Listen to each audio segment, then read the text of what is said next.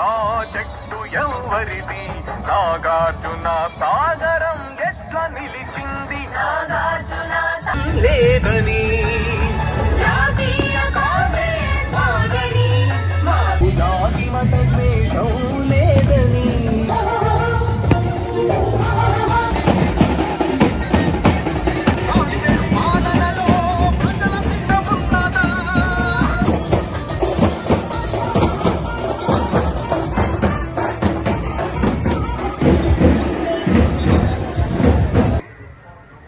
ఎన్నికల ప్రచారంలో భాగంగా కాంగ్రెస్ పార్టీ అభ్యర్థిగా కిరణ్ కుమార్ రెడ్డి అనేటటువంటి నేను, నెల్లూరు పార్లమెంటరీ కాంగ్రెస్ పార్టీ అభ్యర్థిగా పూజ్యులు గురువులు ప్రజా కలెక్టర్ రాజు గారు, అదేవిధంగా కమ్యూనిస్టు నాయకులు దయాకర్ గారు, గోపాలన్న గారు అందరితో కలిసి దేశంలో బీజేపీ కాంగ్రెస్ మధ్య పోటీలో ఎన్డీఏ కూటమి, ఇండియా కూటమి ఈ రెండు కూడా తలపడుతుంటే ఈ రోజు దేశంలో తిరిగి రాహుల్ గాంధీ ప్రధానమంత్రి కాబోతున్నారనేటటువంటి విషయం తెలుస్తుంటేనే ఈ దేశంలో మళ్లీ ప్రజాస్వామ్యం బతకడానికి అవకాశాలున్నాయనేటటువంటి విధంగా ఈ రోజు జనం ఆలోచిస్తున్నారు. కాంగ్రెస్ పార్టీకి సంబంధించి మేము ఒక మేనిఫెస్టోతో ప్రజల్లోకి వెళ్తున్నాం. స్వర్గీయ రాజశేఖర రెడ్డి గారి బిడ్డ షర్మిలమ్మ గారి నాయకత్వంలో ఈ రోజు ఈ రాష్ట్రంలో కాంగ్రెస్ మళ్లీ పునరుజ్జీవనం పోసుకుంటుంది. ఆంధ్రప్రదేశ్ విభజన గాయం మళ్లీ తిరిగి కాంగ్రెస్ పార్టీ అయితేనే ఈ రాష్ట్రంలో మాన్పి రాష్ట్రాన్ని అభివృద్ధి పదంలో, అదేవిధంగా ఈ రాష్ట్రంలో తిరిగి ప్రజాస్వామ్యం మళ్లీ పరిణమిస్తుందంటే అది ఒక కాంగ్రెస్ తోనే సాధ్యమని ఈ రోజు ప్రజలు విశ్వసించేటటువంటి పరిస్థితి. ఈరోజు ఈ రాష్ట్రంలో రాజశేఖర రెడ్డి బిడ్డగా జగన్మోహన్ రెడ్డి గారిని మనం ఆదరించి ఓట్లు వేస్తే ఓట్లను అడ్డం పెట్టుకుని ఈస్ట్ ఇండియా కంపెనీ అలా వ్యాపారాలు చేసేటటువంటి పరిస్థితి. ఇసుక అమ్ముకుంటున్నాడు, మద్యం అమ్ముకుంటున్నాడు, ఫిష్ ఆంధ్ర పేరుతో చేపలు అమ్ముకుంటున్నాడు. మనం సుపరిపాలన చేయమంటే ఆయన వ్యాపారాలు చేసుకుంటున్నాడు. పేపర్లు ఏమి రాశారు తెలుసా? కాంగ్రెస్ పార్టీ షర్మిలమ్మ మీద దుష్ప్రచారానికి తెగబడ్డాడు. నేను అడుగుతున్నా, రాజశేఖర రెడ్డి గారు ఏదైతే పేద ప్రజల కోసం, పేద ప్రజల ఆరోగ్యం మీద దృష్టి పెట్టి ఆరోగ్యశ్రీని తీసుకొస్తే ఈ రోజు ఆ ఆరోగ్యశ్రీని కూడా నడపలేనటువంటి నువ్వు రాజశేఖర రెడ్డి వారసుడువా? ఈ రాష్ట్రంలో ప్రజాస్వామ్యం కోసం న్యాయయాత్ర పేరుతో తిరిగేటటువంటి షర్మిలమ్మ రాజశేఖర రెడ్డి వారసురాలనేది ఈ రోజు ప్రజల్లో పెద్ద చర్చ జరుగుతోంది. రాజశేఖర రెడ్డి గారు మరణించిన తర్వాత కూడా పేదల హృదయాల్లో ఈ రోజు బతికి ఉన్నాడంటే ఆరోగ్యశ్రీ కారణం. ఈ రోజు మనం నెల్లూరుకి వెళ్దాం, అపోలోలో ఆరోగ్యశ్రీ ఉందా? మెడికవర్ లో ఆరోగ్యశ్రీ ఉందా? బొలినేరులో ఆరోగ్యశ్రీ ఉందా? ఒక్కసారి ఆలోచించండి. 3 ప్రధాన కార్పొరేట్ మల్టీ స్పెషాలిటీ హాస్పిటల్లో ఆరోగ్యశ్రీ కూడా లేదంటే దీన్ని పరిపాలన అంటామా?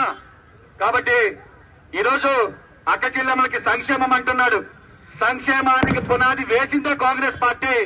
కాంగ్రెస్ పార్టీ 70 రూపాయలతో పెన్షన్ మొదలు పెడితే రాజశేఖర రెడ్డి గారు దాన్ని 200 చేసినటువంటి ఘనుడు. ఈ రోజు తిరిగి కాంగ్రెస్ పార్టీ మీకు హామీ ఇస్తుంది, షర్మిలమ్మ మీకు హామీ ఇస్తుంది, పెన్షన్ 4,000 రూపాయలు చేస్తాం, వికలాంగులకి 6,000 చేస్తాం. అదేవిధంగా ఏదైతే పేదవాడికి ఆ రోజుల్లో ఇందిరమ్మ ఇల్లు ఇస్తే ఈ రోజు జగన్మోహన్ రెడ్డి గారు గొప్పగా చెప్పుకుంటున్నాడు, 1,80,000 ఇస్తున్నాడు. నేను అడుగుతున్న జగన్మోహన్ రెడ్డి గారిని, కనీసం అది బేల్దారి కూలికైనా సరిపోతుందా? పేదవాడి ఇల్లు కట్టుకోవాలా వద్దని. అందుకని మీకు ఈ రోజు కాంగ్రెస్ పార్టీ హామీ ఇస్తుంది, ప్రతి పేదవాడికి కాలనీ ఇంటికి 5 లక్షల రూపాయలు ఇస్తామని. ఈ రోజు ధరలు పెరిగాయి, ఇల్లు గడవడం కష్టంగా ఉంది. అందుకు కాంగ్రెస్ పార్టీ కరువు వచ్చినప్పుడు ఒక్కడి ముద్ద తినాలనేటటువంటి ఉద్దేశంతో ఆనాడు కరువు పని తీసుకొచ్చింది కాంగ్రెస్ పార్టీ. ఈ రోజు కనీసం దానికి కూలి పెంచాలనేటటువంటి ఆలోచన కూడా చేయలేం. ఆ కరువు ఉపాధి పథకం రూపకల్ప ఈ రోజు ఈ పార్లమెంట్ అభ్యర్థిగా మీ ముందుకు వచ్చాడు.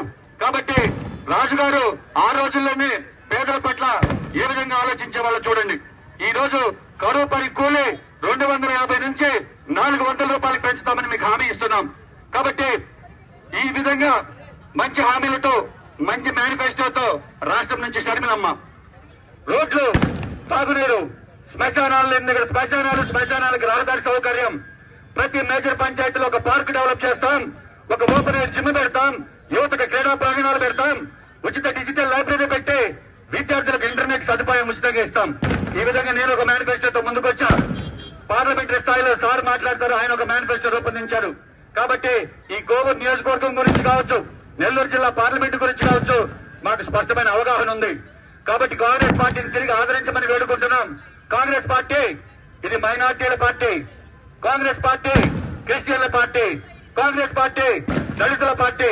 ఈ రోజు గర్వంగా చెప్తున్నాం, 2 ఎంపీ అభ్యర్థులు, 2 పెద్ద రేట్ల మధ్య ఒక దళిత పెట్టని కాంగ్రెస్ పార్టీ ఎంపీ అభ్యర్థిగా పెట్టిందంటేనే సామాజిక న్యాయం మీద మాట జగన్మోహన్ రెడ్డి గారు సమాధానం చెప్పాలి.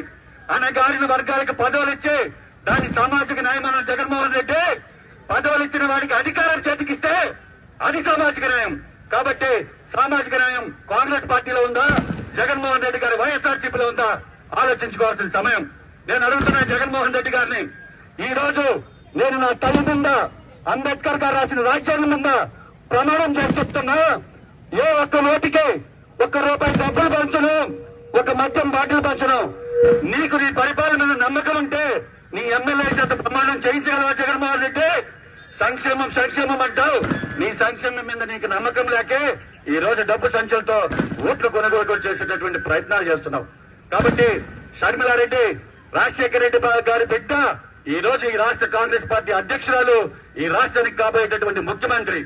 కాబట్టి ఏదైతే బడుగు బలహీన వర్గం కాంగ్రెస్ పార్టీ అభ్యర్థి కిరణ్ కుమార్ రెడ్డి గారు గ్రామ పంచాయతీ సర్పంచ్ గా తన రాజకీయ జీవితాన్ని ప్రారంభించి ప్రజల మధ్య ఉంటూ ప్రజల సమస్యలను అర్థం చేసుకొని ప్రజల కోసం పనిచేస్తున్నటువంటి మీ నాయకుడిని మీరందరూ కూడాను ఆదరిస్తారని మనసారా ఆశిస్తున్నాను. కులం పేరిట, మతం పేరిట మానవత్వాన్ని మంట కలిపిన మన సమాజం వెన్నుతట్టి సమతా సిద్ధాంతాన్ని సశాస్త్రీయంగా బోధించినటువంటి యువతాళికుడు, నవభారత రాజ్యాంగ నిర్మాత డాక్టర్ బాబాసాహెబ్ అంబేద్కర్ గారి విగ్రహానికి పుష్పమాల వేసి మీ ముందు మాట్లాడడానికి నేను నుంచున్నాను. ఒక్కసారి వారు చూపిస్తున్న మార్గం ఏంటి? వారు చూపిస్తున్న మార్గం ఈ దేశంలో అన్ని వర్గాల వారు సమానంగా అభివృద్ధి చెందాలి, ఈ దేశ సంపద అన్ని వర్గాల వారికి సమానంగా అందుకోవాలి, ఆ మార్గంలో ఈ దేశం వెళ్ళాలి అనేది ప్రతిరోజు ప్రతి క్షణం భారత ప్రజలకి గుర్తు చేస్తూ ఉన్నారు డాక్టర్ బిఆర్ అంబేద్కర్ గారు. మరి ఎడమ చేతిలో రాజ్యాంగాన్ని పట్టుకున్నారు. ఈ మార్గంలో వెళ్లాలంటే దానికి స్ఫూర్తి భారత రాజ్యాంగం. అయితే సోదర సోదరీమణులారా, మీరందరూ కూడాను గమనించవలసిన విషయం, ఈ భారత రాజ్యాంగాన్ని పూర్తిగా ధ్వంసం చేసేదానికి బీజేపీ కుట్ర పన్నుతూ ఉంది. మీరందరూ వినే ఉంటారు, బీజేపీ నాయకులు అంటున్నారు, ఈ దేశంలో ఓటర్స్ 400 సీట్లు ఇవ్వండి, భారత రాజ్యాంగాన్ని రద్దు చేస్తాం, దళితులకు ఇచ్చినటువంటి రిజర్వేషన్లు రద్దు చేస్తాం, మైనారిటీలకు ఇచ్చినటువంటి హక్కుల్ని రద్దు చేస్తాం అంటున్నారు. కాబట్టి సోదర సోదరీమణులారా, మీరు పోలింగ్ బూత్ లోకి వెళ్ళినప్పుడు ఒక్కసారి బాబాసాహెబ్ డాక్టర్ బిఆర్ అంబేద్కర్ విగ్రహాన్ని చూడండి, ఆలోచన చేసుకోండి. వారి చేతిలో ఉన్నటువంటి రాజ్యాంగాన్ని రక్షించే విధంగా ఉంటుందా మీ ఓటు, లేక ఆ రాజ్యాంగాన్ని పూర్తిగా మరి ధ్వంసం చేసే బీజేపీ నాయకుల చేతిలో పెడతారా అధికారాన్ని మీరు ఆలోచన చేయాలి. ఈనాడు దేశమంతా కూడాను కాంగ్రెస్ పార్టీ వైపు చూస్తుంది. ఇప్పటి వరకు జరిగినటువంటి 3 ఫేజెస్ ఎన్నికల్లో కాంగ్రెస్ పార్టీ విజయ సంకేతాలు చాలా క్లియర్ గా కనిపిస్తున్నాయి.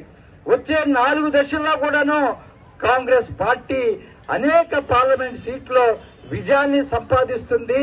మరి మానవత్వాన్ని పరిగణించే రాహుల్ గాంధీ గారు ప్రధానమంత్రిగా ఎర్రకోటలో జాతీయ జెండా ఎగరవేసే దినం దూరం లేదు. కేవలం 100 రోజుల్లో ఈ దృశ్యాన్ని మీరందరూ చూడబోతున్నారు. ఎవరైతే ఈ దేశ సమగ్రత కోసం, ఈ దేశ పేద ప్రజల కోసం, ఈ దేశ సంపద అందరూ కూడా సమానంగా పంచుకోవాలని గొంతెత్తి మరి నినాదాలు చేస్తున్నారో ఆ నాయకుడు రాహుల్ గాంధీ గారు. ఎవరైతే ఈ దేశంలో అన్ని వర్గాల వారు సమానంగా ఉండాలి, మరి బీజేపీ చిమ్ముతున్నటువంటి విద్వేషానికి వ్యతిరేకంగా పోరాటం చేస్తున్నారో ఆ నాయకుడు ఎర్రకోట పైన జెండా ఎగరవేసే రోజు త్వరలో రాబోతుంది. 100 రోజుల్లో ఈ దృశ్యాన్ని మీరు చూడబోతున్నారు. మరి రాహుల్ గాంధీ గారు ప్రధానమంత్రి అయితే పేద ప్రజలకి వారిచ్చినటువంటి గ్యారంటీ ఏమిటి? రాహుల్ గాంధీ గారు ఇచ్చినటువంటి గ్యారంటీ గతంలో అనేక రాష్ట్రాల్లో రాహుల్ గాంధీ గారు ఇచ్చినటువంటి గ్యారంటీలు ఆ రాష్ట్రాల్లో కాంగ్రెస్ ప్రభుత్వాలు అధికారంలోకి వచ్చిన కేవలం 2 నెలల్లో ఆ గ్యారంటీలన్నీ కూడాను అమలు చేసినటువంటి మరి సత్తా రాహుల్ గాంధీకి ఉన్నది. అటువంటి విశ్వాసం ప్రజల్లో ఉంది. రాహుల్ గాంధీ గారు అంటున్నారు, ఈ దేశ సంపద ఎక్కువ భాగం గొప్ప వాళ్ళ చేతుల్లో ఉన్నది. ఈ దేశ సంపద పేదవాళ్లకు కూడాను అందాలనే ఉద్దేశంతో వారు నారీ న్యాయ్ అనే ఒక పథకాన్ని, ఒక గ్యారంటీని ప్రజల ముందు ఇవ్వటం జరిగింది. వారు ప్రధానమంత్రి అయిన వెంటనే ప్రతి పేద కుటుంబాన్ని గుర్తించి ఆ పేద కుటుంబంలో ఉన్నటువంటి మహిళ అకౌంట్ లోకి ప్రతి నెల 8,500 రూపాయలు మరి జమ చేయటం జరుగుతుంది. అంటే సంవత్సరంలో 1,00,000 రూపాయలు ప్రతి పేద కుటుంబానికి ఆర్థిక సహాయం జరుగుతుంది. మరి అదేవిధంగా ఈనాడు కరువు పనులు వెళ్తున్నటువంటి మన వ్యవసాయ కూలీలు పథకంలో ప్రతి కుటుంబం 100 రోజుల పని డిమాండ్ చేయొచ్చు. అంటే మరి కాంగ్రెస్ ప్రభుత్వం వచ్చే 100 రోజుల్లో అధికారంలోకి రాబోతుంది. ప్రతి పేద కుటుంబం సంవత్సరానికి జాతీయ గ్రామీణ ఉపాధి హామీ పథకం ద్వారా 400 రూపాయలు సంపాదించబోతుంది. నేను ఎందుకు ఇంత విశ్వాసంతో ఇంత ధీమాతో చెప్తున్నాను? ఏదైతే జాతీయ గ్రామీణ ఉపాధి పథకం అని అంటున్నామో ఆ పథకానికి రూపకల్పన చేసి ఆ పథకం అమలు కోసం ఈ రాష్ట్రంలో రాజశేఖర రెడ్డి గారి నాయకత్వంలో అహర్నిశలు కృషి చేసి ప్రతి గ్రామంలో పేద కుటుంబానికి న్యాయం జరిగేటట్టుగా ఆ పథకాన్ని అమలు చేశాను. మరి అదే పథకం ఇంకా ఎక్కువ మందికి ఉపయోగపడేటట్టుగా కాంగ్రెస్ ప్రభుత్వం కృషి చేస్తుంది. వారికి దినసరి వేతనాలు రోజుకి 400 రూపాయలు వచ్చేటట్టుగా కృషి చేస్తుంది. అదేవిధంగా మరి పట్టణాల్లో కూడా 100 రోజులు పని కల్పించి పట్టణాల్లో కూడా పని లేని వ్యవసాయ కార్మికులకి పని కల్పించాలనేది కాంగ్రెస్ పార్టీ యొక్క గ్యారంటీ. ఈ విధంగా కాంగ్రెస్ పార్టీ పేద ప్రజల సంక్షేమం కోసం అనేక పొందుపరిచింది. వీటన్నిటినీ అమలు చేసే చిత్తశుద్ధి కాంగ్రెస్ పార్టీకి ఉంది. ఈనాడు చివరగా 2 నిమిషాల్లో నా ప్రసంగాన్ని ఆంధ్రప్రదేశ్ ప్రజలు, ఆంధ్రప్రదేశ్ ఓటర్లు కాంగ్రెస్ వైపు ఎందుకు చూస్తున్నారు? గత 2 ఎలక్షన్స్ లో కాంగ్రెస్ పార్టీని శిక్షించారు, విభజన కారణంగా శిక్షించారు. అయితే గత 10 సంవత్సరాల్లో ఆంధ్రప్రదేశ్ ప్రజలకి తేట తెల్లమైంది. అదేమిటంటే తెలుగుదేశం కూడాను విభజన కోసం మరి లేఖ ఇచ్చింది, వైసీపీ కూడాను విభజన కోసం లేఖ ఇచ్చింది. అయితే కేవలం కాంగ్రెస్ పార్టీ మాత్రమే విభజన తర్వాత రాష్ట్ర ప్రగతి ఎలా ఉండాలి, రాష్ట్ర ప్రజల సంక్షేమం ఎలా ఉండాలి అని ఆలోచన చేసి విభజన చట్టంలో అనేక హామీలు ఇచ్చింది. ఈ 2 పార్టీలు ఆ హామీలు రూపకల్పన చేయటంలో గాని ఆ హామీలు సాధించడంలో ఏ మాత్రం చొరవ చూపలేదనే విషయాన్ని ఈ రాష్ట్ర ప్రజలు గత 10 సంవత్సరాల్లో అర్థం చేసుకున్నారు. రాహుల్ గాంధీ గారు స్పష్టంగా చెప్తున్నారు, కేంద్రంలో కాంగ్రెస్ ప్రభుత్వం వస్తే మొదటి సంతకం ఈ రాష్ట్రానికి ప్రత్యేక హోదా కాబోతుందని ఈ విషయాలన్నీ కూడాను ఆంధ్రప్రదేశ్ ప్రజలు గమనిస్తున్నారు. మరి ఆంధ్రప్రదేశ్ కాంగ్రెస్ కమిటీ నాయకురాలు షర్మిల స్థానానికి మన మాజీ కలెక్టర్ కుప్పల రాజు గారు, కోవూరు శాసనసభకి కిరణ్ కుమార్ రెడ్డి గారు పోటీ చేస్తున్నారు. చివరితో ఉన్నాం, కిరణ్ కుమార్ రెడ్డి గారిని గెలిపించుకుందాం. ఈ ప్రాంత సమస్యల పరిష్కారానికి ఒక మార్గాన్ని తెలుసుకుందాం. ఈరోజు అనేక విషయాలు పెద్దలు చెప్పారు. స్థానికంగా మనం చాలా ఇబ్బందులు ఎదుర్కొన్నాం. గత 5 ఏళ్ల పాలనలో ఒక నిరంకుశమైనటువంటి విధానం, ఒక డిక్టేటర్షిప్ పరిపాలన చేసింది. రాజపాలెంకే పరిమితం కాదు, వైఎస్ఆర్సీపీ పరిపాలనలో ప్రతి ఊరు కూడా అట్టే తయారైంది. ప్రతి మండలం కూడా ఏ పని చేయాలన్నా ఆ నాయకుల దగ్గర పోవాల్సిన అవసరం, ఆ నాయకుల దగ్గర సిఫారసు తీసుకోవాల్సిన అవసరం. అది పోలీస్ స్టేషనా, ఎంఆర్ఓ ఆఫీసా, ఇరిగేషన్ ఆఫీసా, పంచాయతీ ఆఫీస్ అనేది సంబంధం లేకుండా ఏ చిన్న పని కావాలన్నా నాయకులే కనుమతి తీసుకోవాల్సిన ఒక దుస్థితి ఈ ప్రజాస్వామ్యంలో రావటం అనేటువంటిది విడ్డూరం. దాన్ని ప్రోత్సహించింది